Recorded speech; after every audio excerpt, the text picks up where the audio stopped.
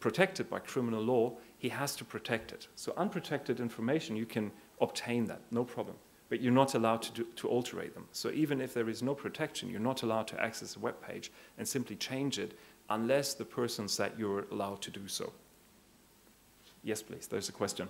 There's a question, yes. I always heard that breaking a WEP key for encryption in wireless networks is a crime. So after your explanation, it isn't. Because there is no data obtained by doing this. Yeah. Yeah, I would say so. If you're not taking any data. Everybody's wrong who says that. Maybe. Yeah.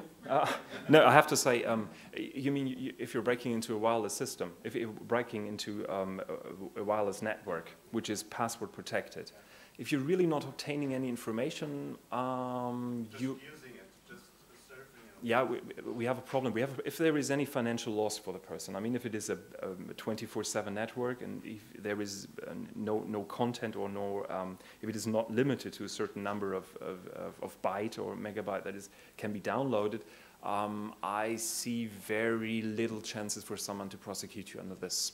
No, not under 202A. But it's a little bit difficult because as far as I know, as soon as you're hacking into the system, there are some information sent out. So you have to get some information by technical means. That means if you're in, he needs to send you some information, you're sending him some information. But this is now the point where I really have to say I would like to get more into it, but I don't know the technical details. There is Julius Mittentwal here, so if you would like to talk to him, I think he knows how to do it in practice. So he knows much more about the practical scanning, and I can't help you with this one, but I think not under 202A, I would say. If somebody's prosecuting you under 202A, give me a call and we have to discuss it again. There is another question, please. One thing you had in the law section was it has not only to be a protection, but a well-working protection. Okay, a special protection, yeah. If someone has a system with a password, but he leaves the default password that everybody knows and is in everybody's documentation, is the law intelligent enough to say, well, leaving the default password is not a protection? The question was, it says specially protected against unauthorized access. So what is the special protection? There was really discussion going on about this issue. Do we really need a proper password? Do we need a proper protection in general? Can a password be a proper protection? Well, the courts say some kind of protection which is not absolutely useless is a proper protection. So the question is really the details. So if somebody in the source code, if he has the password in the source code, so if you simply have to access the source code, and if he's really stupid and you can simply read it there, then I would say this is not a proper protection. But a court could simply say, yeah, it is, because every kind that is not absolutely useless, you really have to know how to enter the source code. Well, it's not that difficult, but a judge might not be able to do that. So if he says, I'm feeling that should be a proper that is a proper protection, then you have some difficulties. But honestly, this was a long discussion going on, and I think you're right. There should be at least some protection. We have a similar problem with the music industry, protection of music and DVDs. We have a regulation in our National Penal Code that says circumventing these kind of protection, copy protection, is a criminal act. And I was talking to one of the guys from your site, and I've mentioned that to him while I was just getting together a publication, and he said, that's stupid, that's so stupid. What they call protection, copy protection, is simply nothing. This is really a joke, and this is not a proper protection. But the courts in general say, well, if it's not absolutely useless, it's okay, it's a proper protection. So I think this is a very difficult situation, but we have to deal with this. So be careful if there is any kind of protection. Okay, that was the unprotected system. The protected system is slightly different. Oh, there are a number more questions. Yes, please. Let's start with I actually don't have a question. I just wanted to ask you, but now remind everybody to use the mic, because you don't get the questions on the videos, and it's already hard to get them in the room here. Okay, sorry.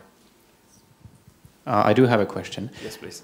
What would be your opinion about information which is not protected by a password, but which is simply hidden, for example, within a website, something I've been confronted to recently, information which is not linked to from the main page, if you like, but you can quite easily guess its existence just by changing the web page that you're accessing. Would that qualify as proper protection or not? No, I have to. Well, it's a difficult question. I would like to think about it for a moment. But my first answer would be no, because that is no technical. This is a good protection. Might be the best protection to hide information. But I think I would, with regard to 202A, section 202A, I would really concentrate on technical protection. So I think this would not be a proper protection, my point of view. But yeah, I think there was another question from the back, but. No, not now. I will just continue. You jump in as soon as you have another question. Okay, let's compare it with the real world. This is always important. I would like, if you have a discussion with a lawyer, always say that you would like to get everything compared with the real world, because if it's not a crime in the real world, it will be very difficult to argue why it should be a crime in the internet. If you are unlocking a door by technical means, when I was up in the second floor, I saw two guys unlocking a lock. If you're doing that, if you're simply going to a house, you're not passing a garden, which could be a protected area, but you simply, from the street, you go to the front door and you unlock the door by some technical means. You don't open the door. You simply see, okay, now I could open it, but I leave it as it is and I'm going. It is no criminal act, my opinion. That's okay.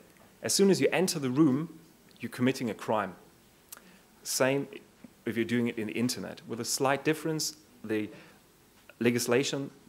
current legislation says if you're simply accessing it for a minute, you do not want to obtain data, you just want to see am I in or not, and then you're leaving again, this cannot be prosecuted under 202A.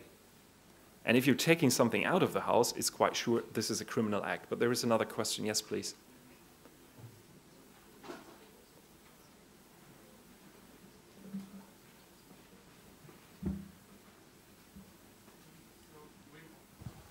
When you say it's not a criminal act, I'm assuming you're talking just within Germany. But does that mean it's not a criminal act under this section or in general? Because if I go to a house in a bad neighborhood and I unlock the door, which lets somebody else get in, at least in the United States, that's a crime. No, absolutely. You're absolutely right. I mean, it's a little bit difficult with the internet and a real house. If you're unlocking the door and leave it open, it's a complete different situation. If you're hacking into an internet page and you're leaving again, the protection still exists. So absolutely right. If you're unlocking the door and leave it open, you could be prosecuted as well. But I'm only talking about your criminal responsibility for the act you're doing at that moment. So there is no legislation right now that says unlocking a door is a crime, but the difficulty will be if somebody catches you unlocking a door, he will say, what were you doing? And you were saying, no, I was only unlocking the door, I never wanted to enter the house. Might be a little difficult. Might be difficult with regard to hacking as well. You know, if they catch you on the FBI webpage, first sight, you've just hacked into it, and you say, I was just about to leave, you might be in trouble. And, well, same if you walk home to your hotel and unlock doors on the way. But you're absolutely right. Okay, so that is the situation right now, but there is another question. Could someone please take the microphone to the front? Thanks.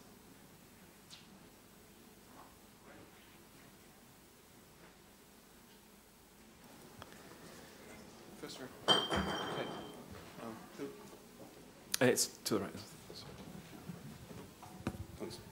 I'm not a lawyer, but I have some problems with your argumentation because, as far as I know, analogies are not allowed in criminal legislation in Germany.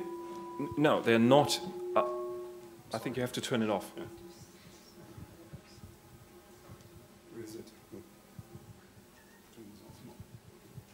No, this is a general principle, no analogy. This is very important, but only if it is it is allowed if it is a profit for the accused, so you're allowed to do this. But I do not want to make an analogy with regard to the prosecution. I only would like to explain to you that the situation should be similar. So if we interpret in the law, and I would like to have a restrictive interpretation, I would like to say, if we are talking about cybercrime committed, we should really be very restrictive. If it is not a crime in the real world, we should not make it a crime in cyberspace. So therefore, this is allowed. This analogy, if you say stop, a ban on criminal prevention is allowed. What is not allowed is to use a provision to prosecute somebody by using the analogy to widen it up. That is not allowed. To restrict it is okay. So therefore, I think we should really say, if it is not a crime in the real world, if you're only opening a door, if you're just simply unlocking it, and this is not a crime, it shouldn't be a crime if you enter a web page and unlock it. But that's just the current situation. I would like to jump to you into some kind of international harmonization attempts in this area where we see quite a different point of view. We have two important harmonization instruments right now. First one is the Cybercrime Convention, and the second one is the framework decision about attacks against information system. The Cybercrime Convention is from 2001, and the framework decision is just from 2005. Two very interesting conventions or international harmonization attempts in your area. They're both dealing with hacking. So let us jump into the Cybercrime Convention. Just a few words to explain to you. It's from the Council of Europe. I'm working as an expert for the Council of Europe. Within this convention, I'm traveling around Europe trying to explain the convention to the member states, explain to them what they have to change, what they don't have to change. So Council of Europe is not the same than the Council of the European Union. It's a completely different body. Nothing to do with Europe. It's wider, more countries, more member states. And it's a little bit more difficult if you have a convention in this area. I'm going to explain that to you in a minute. Why is the Council of Europe working in this area? Well, he's basically concentrating on human rights, an aspect like this. But since 1989, they're concentrating on cybercrime as well because they've identified this is not a national problem, it's an international problem. We need harmonization. Right now, German investigation authorities are basically concentrating on cases in Germany. If you have some kind of international relation in something like that, if you start a hacking attack from the United States, well, investigations are very, very difficult because they're not used to it. They're really used to concentrate on their country. This had led to some strange cases where somebody had a web page in Australia in English language, and he came to Germany and he was prosecuted because they said, well, it's accessible from Germany. So our law is applicable. So it's not that they're really only concentrating on their country, but this is, criminal law is something that is really much related to borders and boundaries and to national countries and sovereignty of states. So therefore, it's very difficult to harmonize international cooperation in this area. But the Council of Europe said we need it. We only know a hacking case at that time in 1989, but they still said we need some kind of harmonization, and we have to put some pressure on it. And they started with a report and then set up a commission that was drafting the Cybercrime Convention. And now comes a little difficulty. The first draft version, it was the 19th, was made public in 2000. And a number of interest groups, among them the Chaos Computer Club, complained and said, excuse me, why so late? Secret negotiation. Couldn't you have involved us a little bit earlier so we could have explained to you some difficulties in your convention?